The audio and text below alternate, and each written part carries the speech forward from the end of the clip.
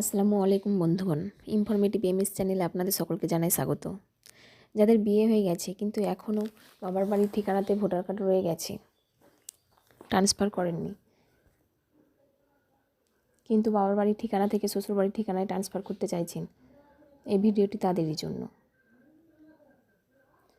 বাবার বাড়ির ঠিকানা থেকে শ্বশুর বাড়ির ঠিকানায় কীভাবে ভোটার কার্ড ট্রান্সফার করবেন, কি ডকুমেন্ট লাগবে, এমনকি আপনার কোনো ডকুমেন্টেই আপনার স্বামীর নাম নেই, তাহলে কোন ডকুমেন্ট দিয়ে আপনি অ্যাপ্লাই করবেন, এই সমস্ত বিষয় তুলে ধরবো এই ভিডিওটির মাধ্যমে।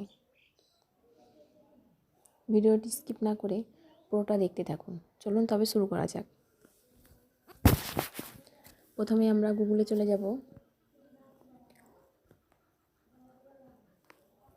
গুগলে গিয়ে সার্চ করে নেব ভোটার কার্ড। দেখুন প্রথমেই যে ওয়েবসাইটটা শো করছে voters.eci.gov.in, এখানে আমরা ক্লিক করে নেব।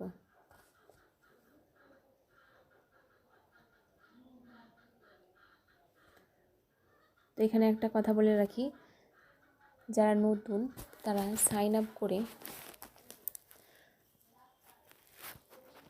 মোবাইল নাম্বার এবং পাসওয়ার্ড অ্যান্ড কনফার্ম পাসওয়ার্ড দিয়ে সাইন আপ করে লগ ইন করবেন। তো আমার যেহেতু সাইন আপ করা আছে তো আমি লগ ইন করে নেব। যারা ইন্ডিয়ান রেসিডেন্ট ইলেক্টর তারা ইন্ডিয়ান রেসিডেন্ট ইলেক্টর সিলেক্ট করবেন, আর যারা ইন্ডিয়ানের বাইরে তারা ইন্ডিয়ান ওভারসিজ ইলেক্টর সিলেক্ট করে নেবেন।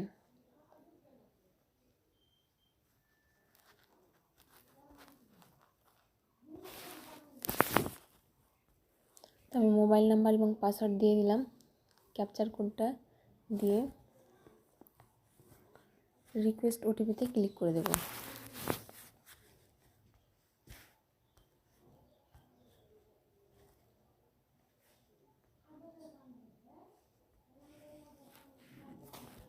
ক্যাপচার কোড দেওয়া হয়ে গেলে রিকোয়েস্ট ওটিপিতে ক্লিক করে দেবেন।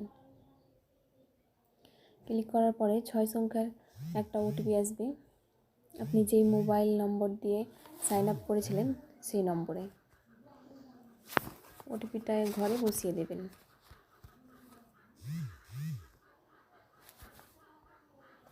বসানো হয়ে গেলে ভেরিফাই অ্যান্ড লগ ইনে ক্লিক করে দেবেন।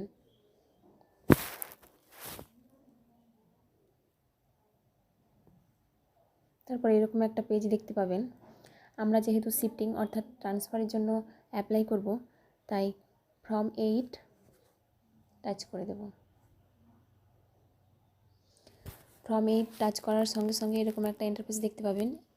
অ্যাপ্লিকেশান ফর সেলফ, নিজের হলে সেলফে টাচ করবেন, আদার ইলেক্টর হলে আদার ইলেক্টরে টাচ করবেন। আমি যেহেতু আদার ইলেক্টর করব তাই আমি আদার ইলেক্টরে টাচ করে ইন্টার এপিকের জায়গায় এপিক নম্বরটা বসিয়ে দেব।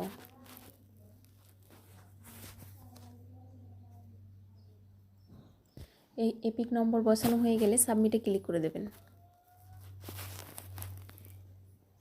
তো আপনার ভোটার কার্ডের ডিটেলস এখানে দেখতে পাবেন।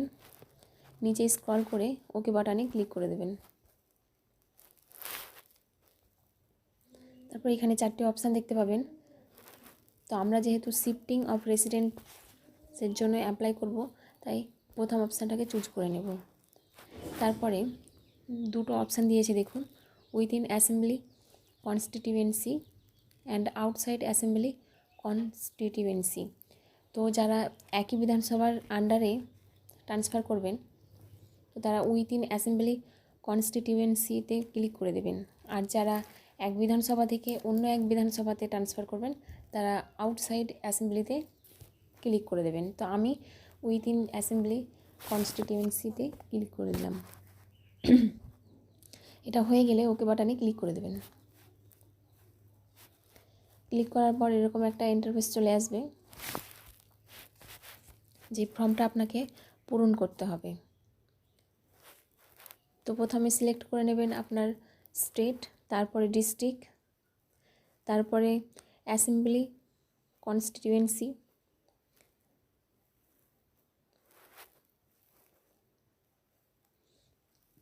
তারপরে নেক্সটে চলে আসবেন।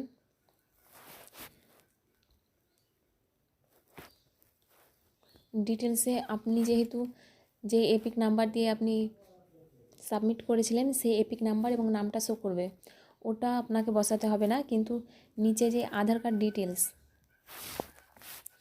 এখানে আপনি যদি আধার কার্ডে টিক মারেন তাহলে আধার কার্ড নাম্বারটা বসিয়ে দেবেন এই ঘরে। আর যদি আধার কার্ড না থেকে থাকে তো এটাতে ক্লিক করে নেবেন। মোবাইল নম্বরে যদি নিজের মোবাইল নম্বর দিতে চান তাহলে সেলফে ক্লিক করবেন। আর যদি আপনার বাবার বা মার বা যে কোনো আত্মীয়ের মোবাইল নম্বর অ্যাড করতে চান তাহলে এই ঘরে ক্লিক করে দেবেন।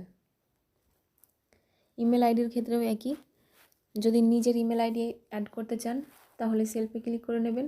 আর যদি আদার্স কোনো ব্যক্তির ইমেল আইডি অ্যাড করতে চান তো father mother any other relative এখানে টাচ করে দেবেন। তারপরে নেক্সটে চলে আসবেন। নেক্সটে আসার পর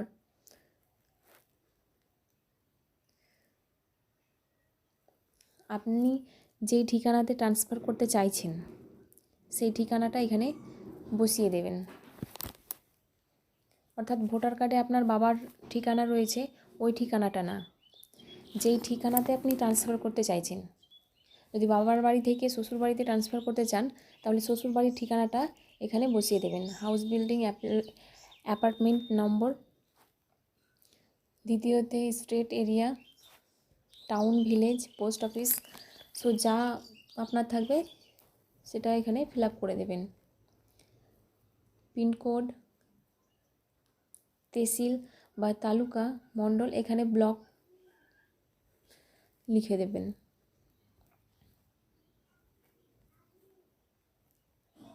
স্টেটটা সিলেক্ট করাই থাকবে, ডিস্ট্রিক্টটা সিলেক্ট করে নেবেন। আপনার শ্বশুরবাড়ি যদি অন্য ডিস্ট্রিক্টে হয়ে থাকে তাহলে অন্য ডিস্ট্রিক্টটা সিলেক্ট করে নেবেন। এক ডিস্ট্রিক্ট হলে ওই ডিস্ট্রিক্টটাই সিলেক্ট করে নেবেন। তারপরে ডকুমেন্ট, তো ডকুমেন্ট কি দেবেন? যদি আপনার আধার কার্ডেও আপনার স্বামীর নাম না থাকে বা কোনো প্রুফ না থাকে ম্যারেজ সার্টিফিকেট বাদ দিয়ে, তাহলে কি দেবেন? তো আপনাদেরকে সাজেস্ট করব আপনারা আপনার বাবার বাড়ির পঞ্চায়েত থেকে একটা শংসাপত্র নিয়ে আসবেন। ওই শংসাপত্রটা এবং আপনার স্বামীর ভোটার কার্ড অ্যান্ড আপনার ভোটার কার্ডটাও দিতে পারেন। তো তিনটেকে পিডিএফ করে 2 MBর মধ্যে ফাইলটা বানিয়ে নেবেন। তারপরে চুজ ফাইলে ক্লিক করে ওটাকে আপলোড করে দেবেন। তারপর যেই ডেটে আপনি এটা অ্যাপ্লাই করবেন সেই ডেটটা অটোমেটিকলি চলে আসবে। কিন্তু প্লেসের জায়গায় আপনার যদি বাবার বাড়ি থেকে শ্বশুর বাড়িতে ট্রান্সফার করতে চান তো শ্বশুর বাড়ির গ্রামের নাম হোক বা শহরের নাম হোক প্লেসের জায়গায় দিয়ে দেবেন।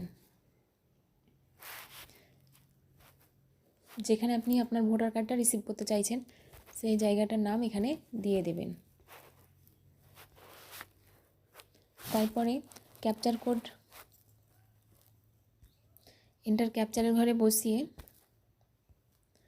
প্রিভিউ অ্যান্ড সাবমিট এখানে ক্লিক করে দেবেন। ক্লিক করার পরে আপনি যেই ফর্মটা ফিল আপ করেছেন সেটা শো করবে এবং তার নিচে সাবমিট বলে অপশান থাকবে।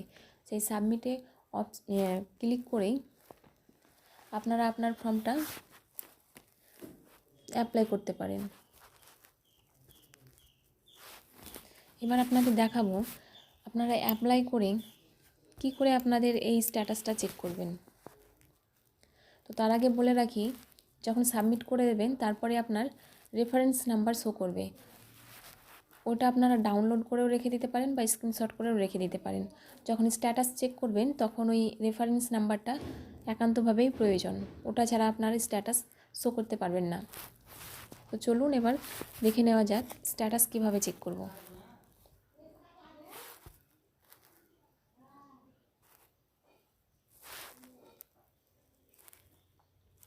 তো আমরা হোম পেজে চলে এলাম।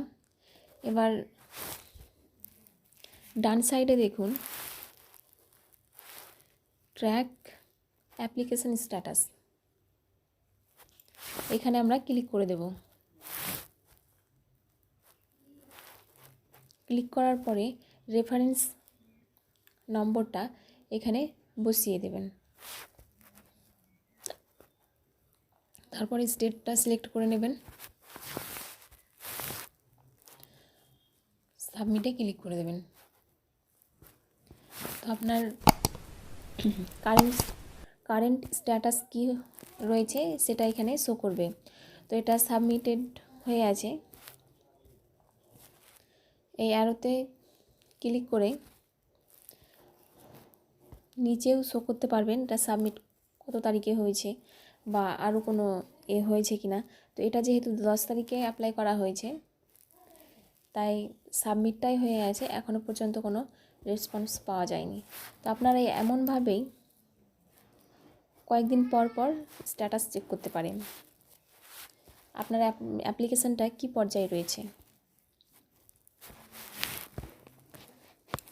তো এই ছিল আমার ভিডিওটা যদি ভালো লেগে থাকে এবং ইনফরমেটিভ মনে হয় তাহলে একটি লাইক করে চ্যানেলটিকে সাবস্ক্রাইব করে পাশে থাকা বেল আইকনটি অন করে দেবেন, যাতে এই রকম গুরুত্বপূর্ণ তথ্যগুলো সবার আগে আপনার কাছে পৌঁছে দিতে পারি। তো সবাই সুস্থ থাকুন, ভালো থাকুন, দেখা হচ্ছে পরের